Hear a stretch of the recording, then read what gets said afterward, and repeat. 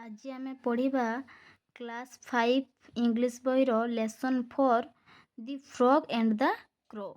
ତ କ'ଣ ଦେଖୁଛ ସେ କହିଛି ଯେ 1ରେ ଏଠି କହିଛି what do you see in the picture. ସେ କହୁଛି ଯେ ଏଇ ପିକ୍ଚରରେ ତୁମେ କ'ଣ ଦେଖୁଛ। ହ୍ୱାଟ୍ ଆର୍ ଦେ ଡୁଇଂ, ଏମାନେ ଦୁଇଜଣ ଏଠି କ'ଣ କରୁଛନ୍ତି। Can you guess what they are talking about, ସେମାନେ କେଉଁ ବିଷୟରେ କଥା ହେଉଛନ୍ତି ତୁମେ କ'ଣ କିଛି ଗେସ୍ କରିପାରୁଛ। ତ ଏବେ ଆମେ ଜାଣିବା ଏଇ ବିଷୟଟା ପଢ଼ିଲେ ଆମେ ଜାଣିବା ଯେ ସେମାନେ କେଉଁ ଟପିକ୍ରେ କଥା ହେଉଛନ୍ତି। ତ ଫାର୍ଷ୍ଟ ଏବେ SGP1 ପଢ଼େଇବା, ରିଡ଼ିଂ କରିବା, ତାପରେ ତାକୁ ବୁଝେଇବା। A frog lived in a pond. The frog was big. No other frog in the pond was as big as him. This made him proud. Most of the time in summer, he lived inside water, but most of the time in winter, he lived outside the water. In water, he felt sad for the fishes. They had to live always inside water. Summer or winter, he felt proud as well. He can live both in water and on land. When on land, he felt sad for other animals. They could not live in water. This made him still more proud. He was better than both fishes in water and animals on land. He could both swim and walk. He could jump as well. He felt sad for animals that could not walk. What a sad thing. One could only walk and could not jump. He said to himself, life will be really boring to live only in water or on land, to walk or jump. The frog spent most of his time thinking about himself, how only he can live both inside and outside water, both walk and jump. I am better than both fishes and animals, he said to himself again and again. When rain came, he said this louder and louder, croak, croak, croak. Listen, you fools, you fishes, you cannot live on land, but I can croak, croak, croak. You fools, you animals, you cannot jump, but I। ଏବେ SGP1 ଆମେ ପଢ଼ିକି ବୁଝିବା। ନା ଏ frog live in a ପଣ୍ଡ, ତ ଗୋଟେ ବେଙ୍ଗଟି leave ମାନେ ବାସ କରିବା, ମାନେ ବେଙ୍ଗଟି ବାସ କରୁଥିଲା ଇନ୍ ଏ ପଣ୍ଡ ମାନେ ପୋଖରୀରେ ବାସ କରୁଥିଲା। ଦି ଫ୍ରଗ୍ ୱାଜ୍ ବିଗ୍, ସେ ବେଙ୍ଗଟି ବହୁତ ବଡ଼ ଥିଲା। No other frog in the pond was as big as him, ତ ସେଇ ପୋଖରୀରେ ଯେତେ ସବୁ ବେଙ୍ଗ ରହୁଥିଲେ ତା ଭଳିଆ ବଡ଼ ବେଙ୍ଗ କେହି ନଥିଲେ। ଦିସ୍ ମେଡ୍ ହିମ୍ ପ୍ରାଉଡ୍, ସେଇଥିପାଇଁ ସେ ବହୁତ ଗର୍ବ କରୁଥିଲା ଯେ ତା ଭଳିଆ ବଡ଼ ବେଙ୍ଗ କେହି ନଥିଲେ। Most of the time in summer, ତ ସମର୍ ମାନେ ଗ୍ରୀଷ୍ମ ଋତୁ ବା ଖରାଦିନ ସମୟରେ, କିଛି ସମୟରେ ଖରାଦିନ ଟାଇମ୍ରେ ହି ଲିଭ୍ ଇନସାଇଡ୍ ୱାଟର୍, ତ ଖରାଦିନ ଟାଇମ୍ରେ ଗରମ ସମୟରେ ସେ କେଉଁଠି ଇନସାଇଡ୍ ମାନେ ପାଣି ଭିତରେ, ୱାଟର୍ ଇନସାଇଡ୍ ୱାଟର୍ ମାନେ ପାଣି ଭିତରେ ସେ ବାସ କରେ ଯେବେ ସମର୍ ଟାଇମ୍ରେ, ଗ୍ରୀଷ୍ମ ଟାଇମ୍ରେ। But most of the time in winter, କିନ୍ତୁ ଯେତେବେଳେ ଶୀତ ସମୟ ଆସେ, he lived outside the water, ତ ଶୀତ ସମୟରେ ସିଏ ପାଣି ବାହାରେ ରୁହେ। In water he felt sad for this fishes, ତ ସିଏ ଯେତେବେଳେ ପାଣି ଭିତରେ ରୁହେ, ହି ଫେଲ୍ଟ ସେଡ୍, ସିଏ ବହୁତ ଦୁଃଖ ଅନୁଭବ କରେ ଫର୍ ଦି ଫିସେସ୍, କେଉଁମାନଙ୍କ ପାଇଁ ନା ମାଛମାନଙ୍କୁ ଦେଖିକି ସେ ବହୁତ ଦୁଃଖ ଅନୁଭବ କରେ।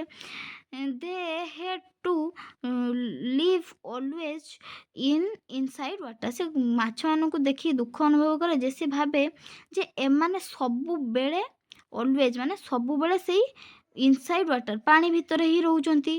ସମର ଅର୍ ୱିଣ୍ଟର ସେ ଶୀତ ହଉ ଗ୍ରୀଷ୍ମ ହଉ ଯାହା ବି ହଉ ସେମାନେ ମାଛମାନେ କ'ଣ ସବୁବେଳେ ପାଣି ଭିତରେ ରହୁଛନ୍ତି।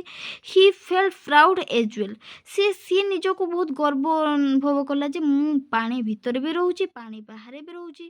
ହି can live both in water and on land ସିଏ କ'ଣ ସେ ପାଣି ଭିତରେ ବି ରହିପାରେ ଏବଂ ସେ ଲ୍ୟାଣ୍ଡ ମାନେ ବାହାରେ ବା ଜମିରେ ଯେଟା ରହିପାରେ ସ୍ଥଳ ଭାଗରେ ରହିପାରେ। ହୁଏନ୍ ଓନ୍ ଲ୍ୟାଣ୍ଡ ଯେତେବେଳେ ସେ ଲ୍ୟାଣ୍ଡରେ ରୁହେ ମାନେ ସ୍ଥଳ ଭାଗରେ ରୁହେ ହି ଫେଲ୍ଟ ସେଡ୍ ସିଏ ସେତେବେଳେ ବି ବହୁତ ଦୁଃଖ ଅନୁଭବ ଫର୍ ଅଦର ଏନିମଲ୍ ଆଉ ସବୁ ପଶୁମାନଙ୍କୁ ଦେଖିକି ସେ ବହୁତ ଦୁଃଖ ଅନୁଭବ କରେ। They can not live in water କ'ଣ ପାଇଁ ଦୁଃଖ ଅନୁଭବ କରେ ଆନିମଲ୍ସ ମାନଙ୍କୁ ଦେଖିକି ଯେ ସେ ଭାବେ ଯେ ଏମାନେ କେବେ ପାଣି ଭିତରେ ବଞ୍ଚିପାରିବେ ନାହିଁ। This made him still more proud ତ ସେ ଏଇଟା ଭାବିକି ସେ ନିଜକୁ ନିଜେ ସେ ବହୁତ ଗର୍ବ ଅନୁଭବ କରେ।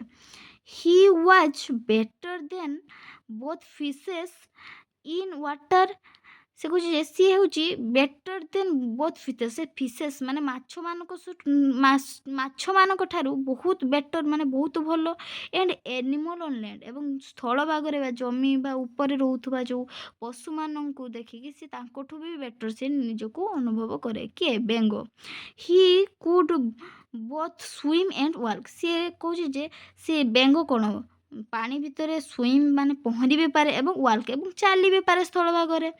He could jump age well ଏବଂ ସିଏ କ'ଣ ଡିଆଁ ମାରିପାରେ ଜମ୍ପ ମାନେ ଡିଆଁ ମାରିବା। ହି ଫେଲ୍ଟ ସେଡ୍ ମାନେ ସେ ବି animals that could not walk could walk only walk ସିଏ ଏଟା ବି ଦୁଃଖ ଅନୁଭବ କରେ ଯେ ଏଇ ଏନିମଲ୍ସ ମାନେ ପଶୁମାନଙ୍କ ପାଇଁ ଦୁଃଖ ଅନୁଭବ କରେ ଯେ that could only walk ତାହେଲେ ପଶୁମାନେ ସ୍ଥଳ ଭାଗରେ ଯେ ପଶୁମାନେ ରହୁଛନ୍ତି ସେମାନେ ତ ଆଉ ପହଁରି ପାରୁନାହାନ୍ତି ସେମାନେ କେବଳ କ'ଣ ଚାଲି ପାରୁଛନ୍ତି। ହ୍ୱାଟ୍ ଏ ସେଡ୍ ଥିଙ୍ଗ ସିଏ ବେଙ୍ଗ ଏଇଟା ଭାବିକି ସିଏ ବହୁତ ଦୁଃଖ ଅନୁଭବ କରୁଛି ଦୁଃଖର ବିଷୟ ଏଇଟା।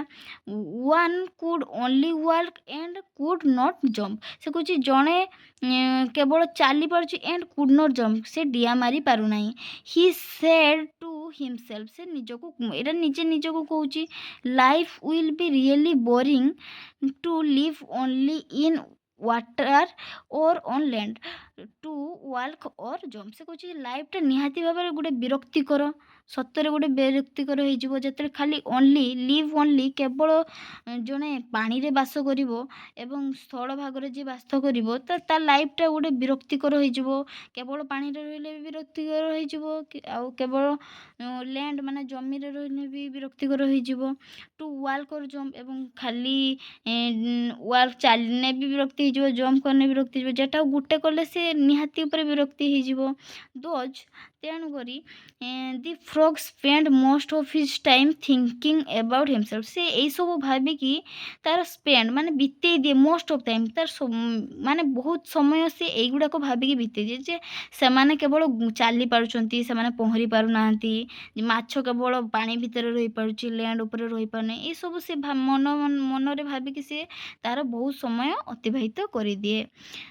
ହାଉ only he can live both inside and outside water both walk and jump ସେ ଏଇସବୁ ଭାବୁଛି ଯେ ମୁଁ କେବଳ ଇନସାଇଡ୍ ପାଣି ଭିତରେ ପାଣି ବାହାରେ ରହିପାରୁଛି ମୁଁ ଚାଲିପାରୁଛି ମୁଁ ଡିଆଁ ମାରିପାରୁଛି ତାପରେ କହୁଛି ଆଇ ଏମ୍ ବେଟର୍ ସେ କହୁଛି ଯେ ମୁଁ ବହୁତ ଭଲ ଦେନ୍ ବୋଥ୍ ଫିସେସ୍ ଆଣ୍ଡ ଏନିମଲ୍ସ କହୁଛି ମୁଁ ମାଛମାନଙ୍କଠୁ ଏବଂ ପଶୁମାନଙ୍କଠୁ ବହୁତ ଭଲ। ହି ସେଡ୍ ଟୁ ହିମସେଲ୍ଫ ସେ ନିଜକୁ କହୁଛି ଏଗେନ୍ ଆଣ୍ଡ ଏଗେନ୍ ଏଇ କଥାଟା ସେ ବାରମ୍ବାର ନିଜକୁ ନିଜେ କହି ଚାଲିଛି। ହ୍ୱେନ୍ ରେନ୍ କେମ୍ ଯେତେବେଳେ ବର୍ଷା ଆସେ ହି ସେଡ୍ ଦିସ୍ ଲାଉଡର ଆଣ୍ଡ ଲାଉଡର ସେ ଯେତେବେଳେ ବର୍ଷା ପଡ଼େ ସେତେବେଳେ ସେ ସ୍ପିକ୍ ମାନେ ଲାଉଡର ମାନେ ଜୋର ଭାବରେ କୁହେ କ୍ରକ୍ ମାନେ ବେଙ୍ଗର ଯେଉଁ ଶବ୍ଦ କ୍ରକିଂ କରିବା ଯେଉଁଟା କି କ୍ରକ୍ ତାପରେ listen you fools you fishes ତାପରେ ସେ ଯେଉଁ କ୍ରକ୍ କରୁଛି ବର୍ଷା ଦିନ ଟାଇମ୍ରେ ବର୍ଷା ସମୟରେ ତାପରେ ସେ ଫିସ୍ ମାନେ ମାଛମାନଙ୍କୁ କହୁଛି ୟୁ ଫୋଲ୍ସ ତୁମେ ବୋକା ୟୁ ଫିସେସ୍ ମାନଙ୍କୁ ସେ ଫୁଲ୍ସ କହୁଛି you can not live on land ତୁମେ ଏ ଜମିରେ କହିପାରୁନ but I can croak croak croak, କିନ୍ତୁ ମୁଁ କ୍ରକ୍ କ୍ରକ୍ କରିପାରୁଛି, ମାନେ ସେ କଥା ବି ହେଇପାରୁଛି, ସେ ଗୀତ ବି ଗାଇପାରୁଛି। ୟୁ ଫୋଲ୍ସ ଏନିମଲ୍ସ, ସେ ଏନିମଲ୍ସ ମାନଙ୍କୁ ବି ବୋକା କହୁଛି। You can't jump but I can, ତୁମେ ଡିଆଁ ମାରିପାରୁନ, ମୁଁ ଡିଆଁ ମାରିପାରୁଛି। ସିଏ ତାହେଲେ ସେ ଫିସେସ୍ ମାନଙ୍କୁ ବି ଫୋଲ୍ସ କହୁଛି ଏବଂ ଏନିମଲ୍ସ ମାନଙ୍କୁ ବି ଫୋଲ୍ସ କହୁଛି।